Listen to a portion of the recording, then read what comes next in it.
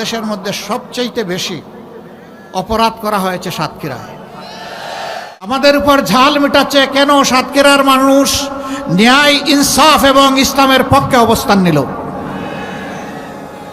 এই জন্য তারা বোধহয় সিদ্ধান্ত নিয়েছে এখানে কোনো উন্নয়ন করবে না। আমরা বড় মজলুম দল, এই একটা জেলা, এখানে বাড়তি আরেকটা জুলুম করা হয়েছে। আমাদের নেতৃবৃন্দকে খুন করা হয়েছে, ফাঁসি দেওয়া হয়েছে, অফিসগুলা তালাবদ্ধ করে রাখা হয়েছে, নিবন্ধন কেড়ে নেওয়া হয়েছে, প্রতীক নিয়ে নেওয়া হয়েছে, শেষ পর্যন্ত দিশাহারা হয়ে আমাদেরকে নিষিদ্ধ ঘোষণা করেছে। অসংখ্য মানুষকে গুম করেছে, গুম করেছে। এই গুম করে তারা দীর্ঘদিন আয়না করে রেখেছে। কিন্তু একটা জিনিস যা সাতক্ষীরার সাথে করা হয়েছে, এটা আর বাংলাদেশের কোনো জায়গায় করা হয় নাই। এটা হচ্ছে বুলডোজার দিয়ে আমাদের নেতৃবৃন্দের ঘর বাড়ি ভেঙ্গে চুরমার করে দেওয়া হয়েছে। তালার দুইটি বাচ্চা, রুকিয়া এবং রুকায়া, ওরা দেয়ালে ছবি দেখে বলেছিল এটা আমার বাবার ছবি।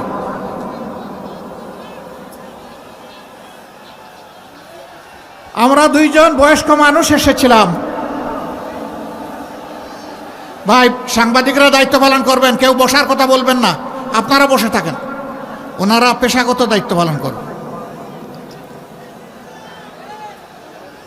ওই বাচ্চাদেরকে জিজ্ঞেস করেছিলাম, আমরা দুইজন তোমাদের দাদা হলে কেমন হবে?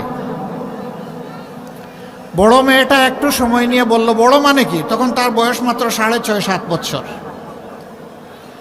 একটু সময় নিয়ে বলল, না, দুইজন দাদা হতে পারবেন না। আমি বললাম, কেন?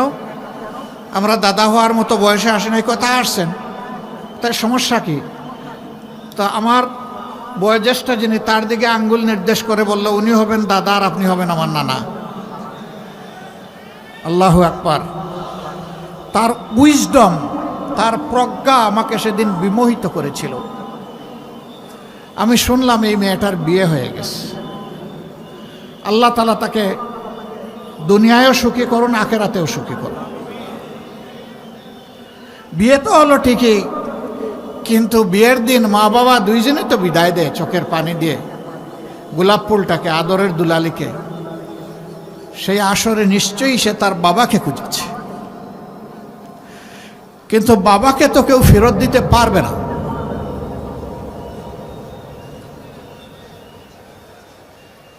কিছু সংখ্যক মা বলেছিলেন, আমার সন্তানের কি দোষ, তারা মারল কেন? আমি বলেছিলাম, আপনার সন্তানের দোষের জবাব আল্লাহ দিয়েছেন। ওমা নাকামু মিনহুম ইল্লা আইয়ুমিনু বিল্লাহিল আজিজিল হামিদ। আপনার সন্তানের এর ছাড়া আর কোনো দোষ ছিল না। সে আল্লাহর উপর ঈমান এনেছিল এবং বলেছিল, দুনিয়ায় আল্লাহর কর্তৃত্ব ছাড়া কাউকে আমি কর্তৃত্বশালী মানি না। যেহেতু আল্লাহ তাআলা সমস্ত নিয়ামত দিয়ে আমাদেরকে অলংকৃত করেছেন, এই জন্য তার ছাড়া কারো প্রশংসা করি না। কোনো নেতার নয়, কোনো নেত্রীর নয়, প্রশংসা হবে একমাত্র আলহামদুলিল্লাহ রব্বিল আলামিন। সকল প্রশংসা একমাত্র রব্বুল আলামিন আল্লাহর। এইটাই আপনার সন্তানের দোষ ছিল, অপরাধ ছিল। একজন মা বললেন, তাহলে সেই অপরাধ তো আমারও। আল্লাহ কি এই জন্যে আমাদেরকে ভালোবাসবেন? আমি বললাম, নিশ্চয়ই। আপনার যে সন্তান আল্লাহকে ভালোবেসে দিনের জন্য তার জীবন দিয়েছে, রক্ত দিয়েছে, আপনাকে এবং আপনার সন্তানকে আল্লাহ ভালোবাসবেন। আমরা দোয়া করব আল্লাহর ভালোবাসার মানুষ যেন আপনারা হতে পারেন। তখন তিনি বললেন যে, কলিজার ভিতরে একটু শান্তি অনুভব করছি। সম্মানিত ভাইয়েরা, শুধু কি সাতক্ষীরা? হ্যাঁ, বাংলাদেশের মধ্যে সবচেয়ে বেশি অপরাধ করা হয়েছে সাতক্ষীরায়। একটি সিঙ্গেল জেলায় কোথাও এত সংখ্যক মানুষকে খুন করা হয়নি। বিচার আমরা দুনিয়ায় পাবো কিনা জানি না, তবে বিচার ইনশাআল্লাহ আমরা আখিরাতে পাবো। শহীদের এই রক্তভেজা 6টি উপজেলায় যখন ঘুরছিলাম, তখন আমি জিজ্ঞেস করলাম যে রাস্তাঘাটের এই অবস্থা কেন?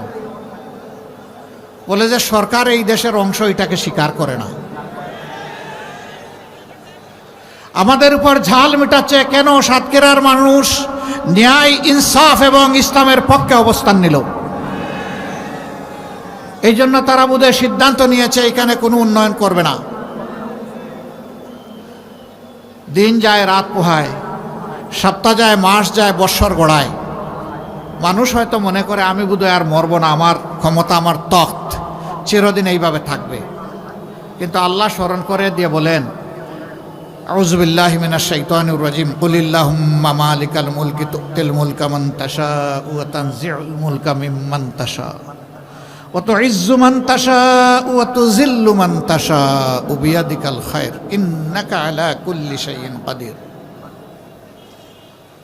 আল্লাহ স্মরণ করিয়ে দিয়ে বলেন, নবী জানিয়ে দাও এই সমস্ত সৃষ্টির ক্ষমতা আমার হাতে, আমি এর রাজা বা বাদশাহ। দুনিয়ার শৃঙ্খলা বিধানের জন্যে দুনিয়াকে বিভিন্ন ভাগে ভাগ করা হয়েছে, সেখানে আমি আমার প্রতিনিধিত্ব করার জন্য কিছু মানুষকে সুযোগ দেই। যারা আমাকে স্মরণ করে, আমার প্রতিনিধিত্ব করে, আমি তাদেরকে সম্মানিত করি। আর যারা আমার বিরুদ্ধে অবস্থান নেয়, তাদের কাছ থেকে ক্ষমতা কেড়ে নিয়ে আমি তাদেরকে বেইজ্জত করি। চোখের সামনে কি আমরা দেখি নাই? আমরা দেখেছি। আমরা বড় মজলুম দল, এই একটা জেলা, এখানে বাড়তি আরেকটা জুলুম করা হয়েছে। আমাদের নেতৃবৃন্দকে খুন করা হয়েছে, ফাঁসি দেওয়া হয়েছে, অফিসগুলা তালাবদ্ধ করে রাখা হয়েছে, নিবন্ধন কেড়ে নেওয়া হয়েছে, প্রতীক নিয়ে নেওয়া হয়েছে, শেষ পর্যন্ত দিশাহারা হয়ে আমাদেরকে নিষিদ্ধ ঘোষণা করেছে। অসংখ্য মানুষকে গুম করেছে, গুম করেছে। এই গুম করে তারা দীর্ঘদিন আয়নাঘরে রেখেছে। কিন্তু একটা জিনিস যা সাতক্ষীরার সাথে করা হয়েছে, এটা আর বাংলাদেশের কোনো জায়গায় করা হয় নাই। এটা হচ্ছে বুলডোজার দিয়ে আমাদের নেতৃবৃন্দের ঘর বাড়ি ভেঙ্গে চুরমার করে দেওয়া হয়েছে। ওই ঘরদুয়ারগুলো কি অপরাধ করেছিল? তো অপরাধ আর কিছু না, মাইকের সাউন্ড বোধহয় যাচ্ছে না, একটু মাইক যারা অপারেট করছেন তারা দেখেন, এই ডান দিকে বসেন, আপনারা বসেন।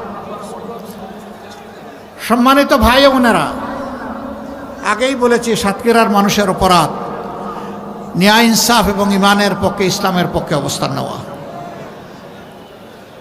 5 তারিখ যখন এই অবস্থা থেকে আল্লাহ তাআলা আমাদেরকে মুক্তি দিলেন, আমরাই সেই দল, মজলুম দল, সবচেয়ে বড় মজলুম দল, সবার আগে আওয়াজ তুললাম, প্রিয় দেশবাসী শান্ত থাকুন, ধৈর্য ধরুন এবং জননিরাপত্তা বিধানে নিজ নিজ জায়গা থেকে দায়িত্ব পালন করুন।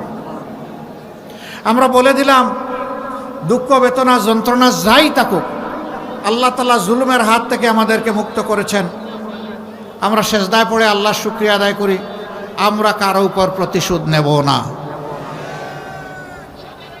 সারা বাংলাদেশে আমাদেরকে যে পরিমাণ ক্ষতিগ্রস্ত করা হয়েছে খুন গুমের মাধ্যমে, মা বোনদেরকে দফায় দফায় জেলে নিয়ে, রিমান্ডে নিয়ে কষ্ট দেওয়ার মাধ্যমে, এমনকি মা বোনদেরকে গুলি করে খুনও করা হয়েছে।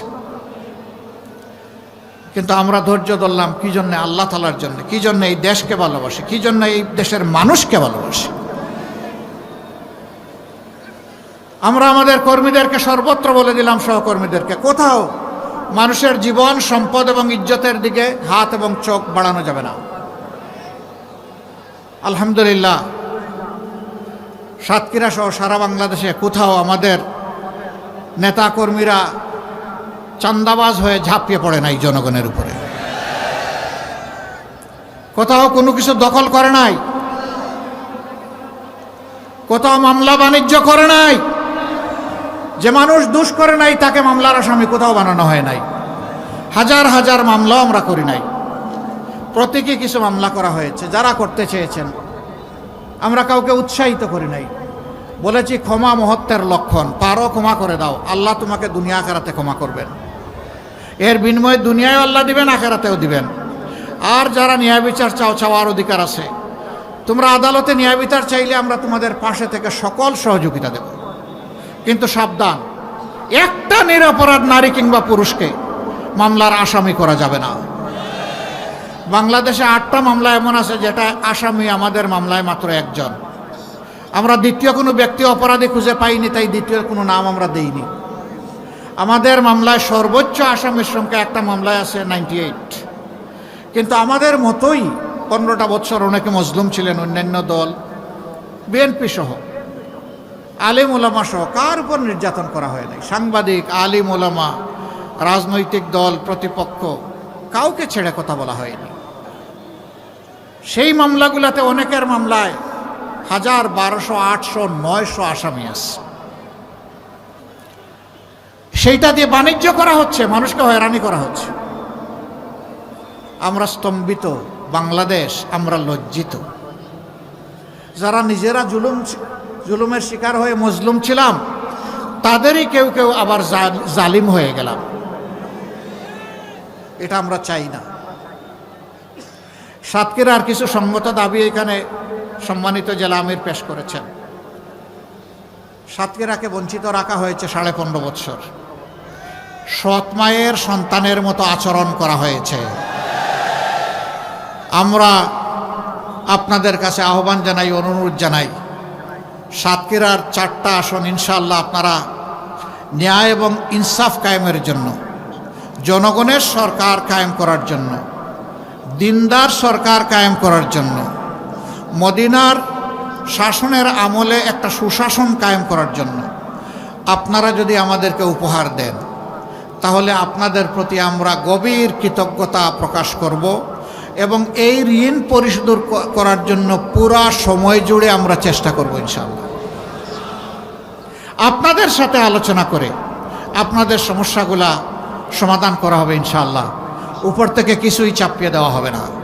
তবে এইটুকু আমরা নিশ্চয়তা দিতে পারি, আল্লাহ যদি তার মেহেরবানিতে আপনাদের বুটের, আপনাদের ভালোবাসায়, সমর্থনে সরকার গঠনের সুযোগ আমাদেরকে দেন, তাহলে কোনো শিক্ষিত চোরের হাত আপনাদের কোনো অংশ খেয়ে ফেলতে পারবে না, খেয়ে ফেলতে দেয়া হবে না।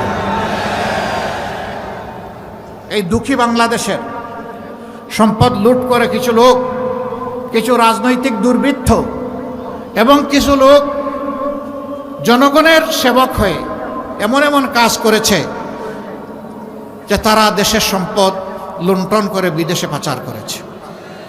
28 লক্ষ কোটি টাকা বাংলাদেশ ব্যাংকের হিসাবে, যার ডকুমেন্ট আছে, আর যেটার ডকুমেন্ট নাই তার কোনো হিসাব নাই। আমরা দেশবাসীকে কথা দিচ্ছি, আল্লাহ আমাদেরকে সুযোগ দিলে ওদের পেটের ভিতরে হাত ঢুকাইয়া জনগণের সম্পদ বের করে আনবো ইনশাআল্লাহ। যা পারি, যতটুকু পারি, কোনো ক্ষমা নাই এই ব্যাপারে। জনগণের সম্পদ লুণ্ঠনকারীর ব্যাপারে আমাদের কোনো দয়াও নাই, ক্ষমাও নাই। এখানে আমরা কঠোর, আপোষহীন। আর ভবিষ্যতের বার্তা হবে ফ্রম রাইট নাও। যেদিন এই সরকার শপথ নেবে, অতীতে যা করেছে ওইটা পরে দেখা যাবে। এখন থেকে কেউ আর কালো টাকার দিকে হাত বাড়াতে পারবে না।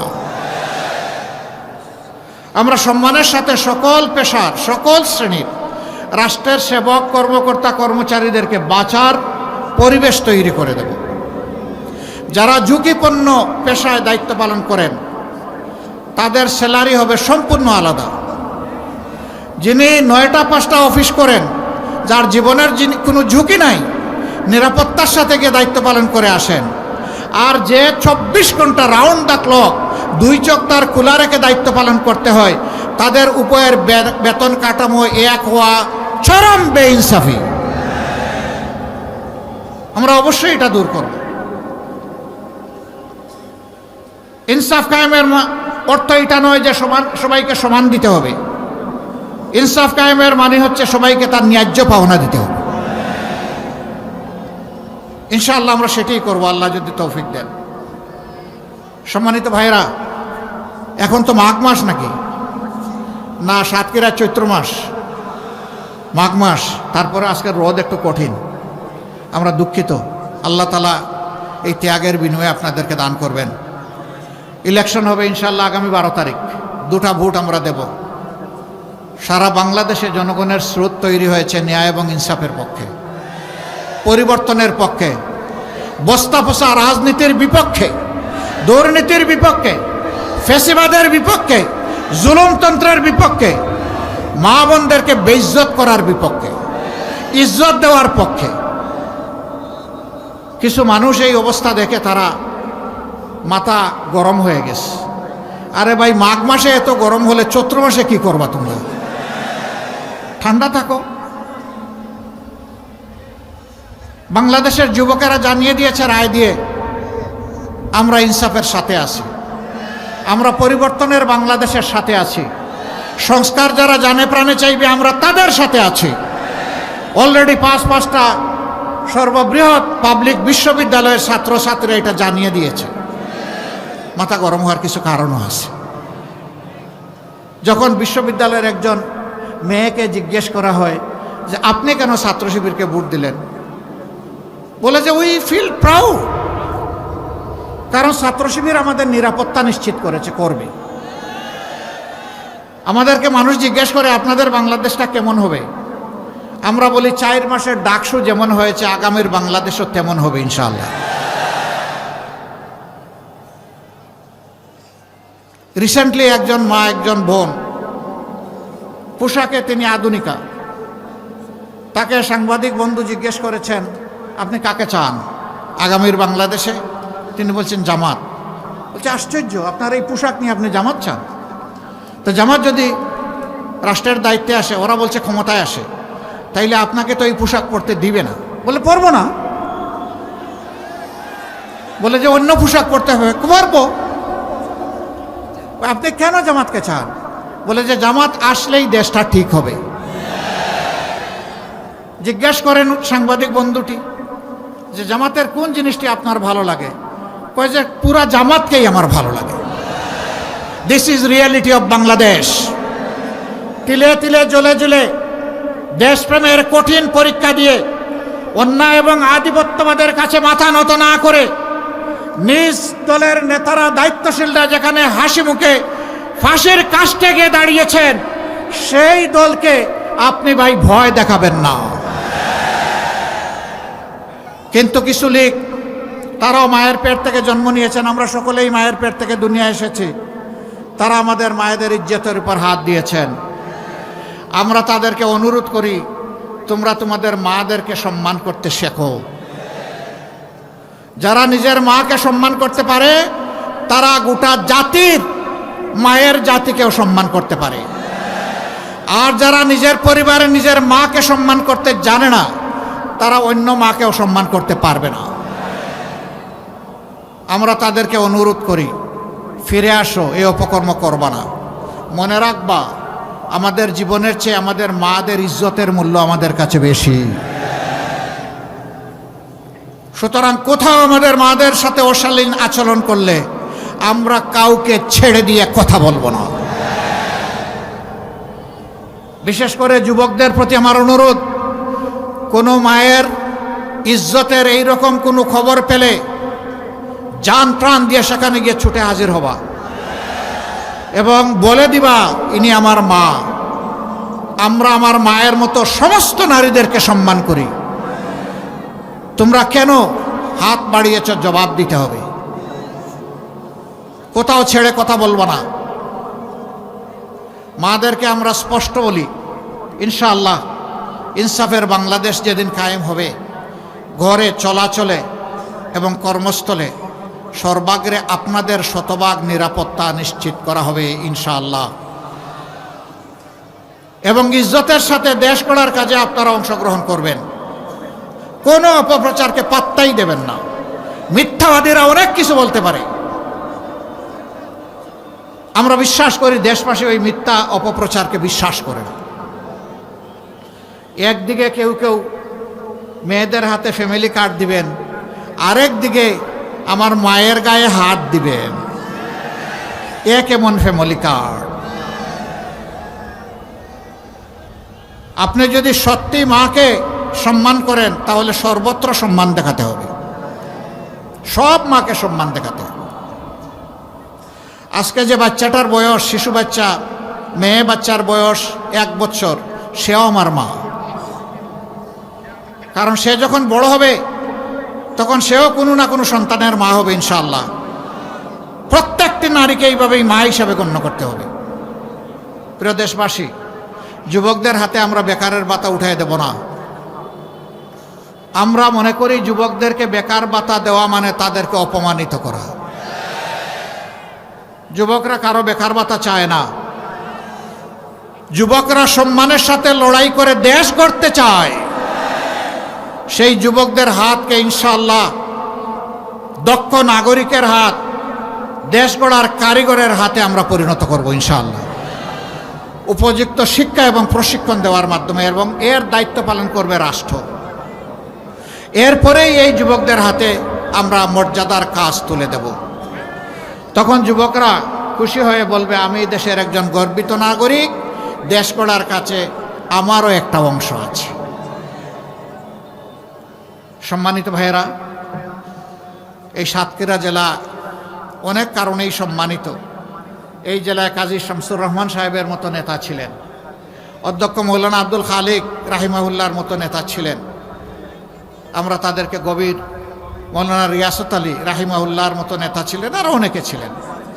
আমরা তাদের সকলকে গভীর শ্রদ্ধার সাথে স্মরণ করি। একটা ছেলের কারণে আপনারা আলহামদুলিল্লাহ গর্বিত। এ ক্রিকেট বিশ্বে আপনাদেরকে আলোকিত করেছে, বাংলাদেশকে আলোকিত করেছে মুস্তাফিজ, তাই না? এই ছেলেটাকে পার্শ্ববর্তী দেশ একটা ফ্রেন্ডলি ম্যাচে যেতে দিল না। দেশের প্রতি, ক্রিকেটের প্রতি এটা চরম অপমান। বাংলাদেশের ক্রিকেট বোর্ড এরকম বিব্রতকর পরিস্থিতি ভারতে গিয়ে আবার টি-20 খেলার সিদ্ধান্ত প্রত্যাহার করেছে। দাবি ছিল যে এই খেলাটা শ্রীলঙ্কায় হোক, আমরা যাব। ক্রিকেট বোর্ড এই সঙ্গত দাবিটাকে মানল না। আমরা দুঃখিত, আমরা লজ্জিত। এখনো সময় আছে, আমরা অনুরোধ করি আপনারা আপনাদের সিদ্ধান্ত রিভিউ করেন। এরকম দুনিয়ার বহু দেশে ইতিহাস আছে, বিশ্বকাপ হয়েছে, কোনো একটা দল ইনসিকিউর অথবা ইনসাল্ট ফিল করেছে, সে বলেছে আমরা ওই দেশে গিয়ে খেলবো না, পার্শ্ববর্তী দেশের ভেন্যুতে আমরা খেলবো। সেই দেশ নির্ধারণ করা হয়েছে। যদি অন্যদের জন্য তাই করা হয়, বাংলাদেশের জন্য কেন করা হবে না?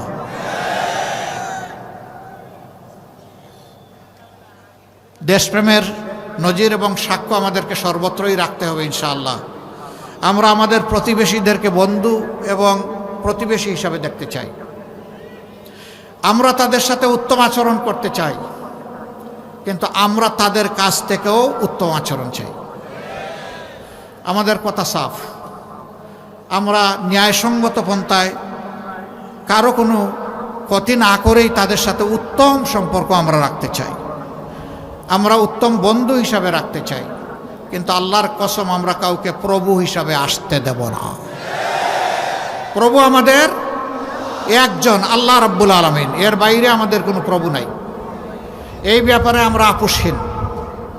আমরা আশা করি আমাদের এই বিষয়টা মর্যাদার চোখে সবাই দেখবেন ইনশাআল্লাহ। সম্মানিত ভাইরা, দ্রব্যমূল্য ঊর্ধ্বগতি আছে, আমরা স্বীকার করি। সরকার হয়তোবা চেষ্টা করেছেন, কিন্তু পুরোপুরি নিয়ন্ত্রণ করতে পারেন নাই। দুইটা দুষ্ট চক্রের কারণে দ্রব্যমূল্যের এই অবস্থা। একটা হচ্ছে চাঁদাবাজ, আর একটা হচ্ছে সিন্ডিকেট। আমরা আপনাদেরকে কথা দিচ্ছি, আল্লাহ আমাদেরকে সুযোগ দিলে প্রথমে চাঁদাবাজের হাত শক্ত করে ধরে ফেলব, তারপরে সিন্ডিকেট ভেঙে চুরমার করে দেব। কোথাও কোনো সিন্ডিকেটের অস্তিত্ব রাখা হবে না। শাসন হবে জনগণের শাসন। এই জন্য চিৎকার দিয়েই বলছি, আমরা জামাতে ইসলামীর বিজয় চাই না, আমরা 18 কোটি মানুষের বিজয় চাই। 18 কোটি মানুষ মুক্ত হলে আমরাও মুক্ত। 18 কোটি মানুষ যদি দালাল একেবারেই বিপজ্জনক পজিশনে পড়ে যায়, আমরাও বিপজ্জনক পজিশনে পড়ে যাব। ভোট কয়টা?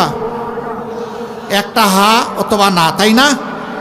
হা অর্থ হচ্ছে আজাদি, না অর্থ হচ্ছে গুলামি। এবার বলুন, গুলামি না আজাদি? গুলামি না আজাদি?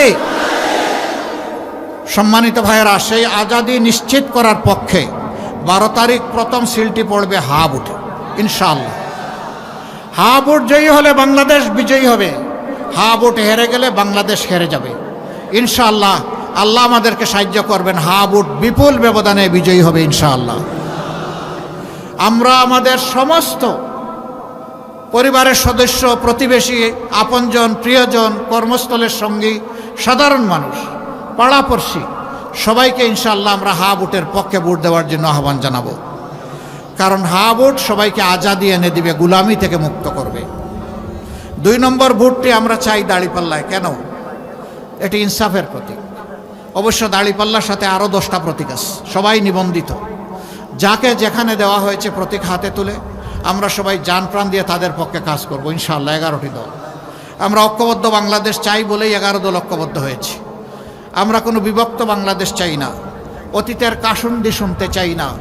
যে কাসুন্দি গেয়ে গেয়ে বাংলাদেশকে ধ্বংস করা হয়েছে ওই আওয়াজ আর আমাদের কান সহ্য করে না। এখন আমাদের যুবকরা, আমাদের মায়েরা, আমাদের শিশুরা ভবিষ্যতের স্বপ্ন দেখে এই দেশটি কেমনে মাথা উঁচু করে বুক ফুলিয়ে বিশ্বের দরবারে দাঁড়াবে সেই স্বপ্ন দেখে।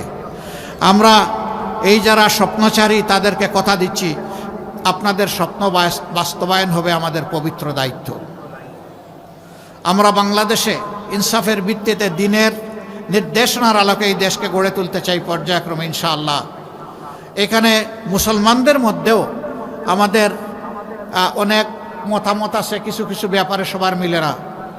ইনশাআল্লাহ আল্লাহ তাআলা সেই সুযোগ দিলে সবাইকে নিয়ে বসে কমন বোর্ড গঠন করে কিভাবে দেশ চলবে, এই দেশের জনগণকে কিভাবে সেবা দেওয়া হবে সেই সিদ্ধান্ত ইনশাআল্লাহ নেওয়া হবে।